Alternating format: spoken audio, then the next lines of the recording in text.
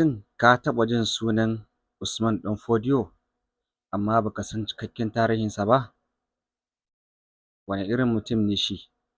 Malami ne kawai ko kuma jagoran juyin juya hali?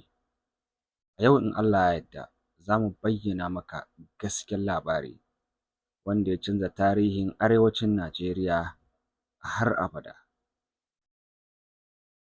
A farkon rayuwarsa an haifi Sheikh Usman ɗan Fodio a shekara ta 1754 a yankin Gobir. Tun yana ƙarami ya kasance mai tsoron Allah, mai son ilimi kuma mai kishin gyaran al'umma. Ya yi karatu mai zurfi a fannin addinin Musulunci, inda ya zama malami mai daraja wanda mutane ke zuwa daga wurare daban-daban domin neman ilimi. Yadda ya fara kira zuwa ga gyara. A lokacin shugabanni da dama sun kauce wa gaskiya, ana cin hanci, ana zalunci, kuma addini ya fara raunana. Sheikh Usman ɗan Fodio ya fara kira zuwa ga adalci, gaskiya, bin koyarwar Musulunci daidai. Amma wannan kira bai yi wa masu mulki ko sarakuna daɗi ba. Yadda tarihin jihadi ya fara. Jihadi da juyin juya hali. Bayan tsanantawa da aka yi masa, sai ya jagoranci wani babban motsi na gyara wanda aka sani da jihadi. Wannan ya haifar da kafuwar wata babbar daula mai suna Sokoto Caliphate, wato daular Khalifanci da ke Sokoto. Daular ta zama ɗaya daga cikin manyan dauloli a nahiyar Afirka, inda aka kafa tsari na shari'a, ilimi da kuma uwa uba adalci. Rayuwar malamin ta kasance ba wai kawai jagora ba ne. Sheikh Usman ɗan Fodio ya kasance babban marubuci.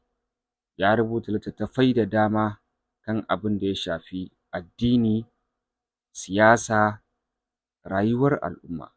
Har ila yau ya ƙarfafa ilimin mata, wanda ya kasance abu mai matuƙar muhimmanci a wannan lokaci.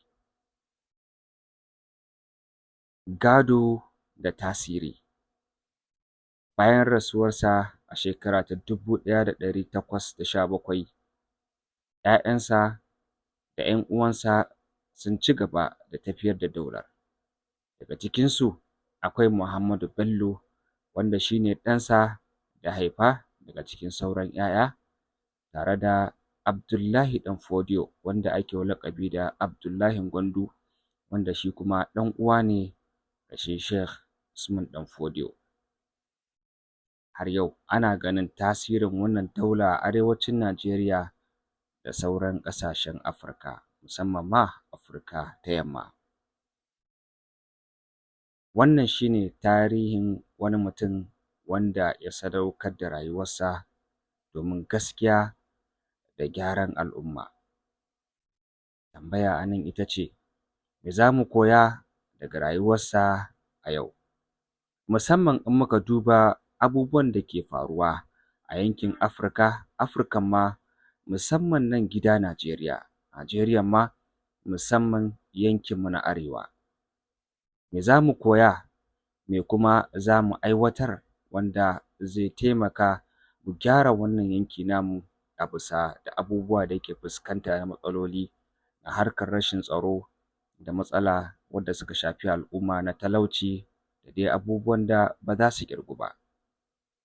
Kafin mu ƙarƙare wannan taƙaitaccen tarihi, idan ka ji daɗin wannan bayani, ka danna subscribe na tashar mu ta Dean360, ka kuma raba wa sauran al'umma wannan bidiyo domin su ma su amfana.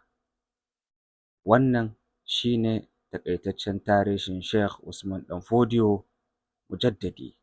Allah ya ji ƙansa da rahama, Allah ya albarkaci abin da ya bari, Allah ya sa mu amfana da abin da muka saurara na daga rayuwarsa. Mu haɗu a bidiyo na gaba.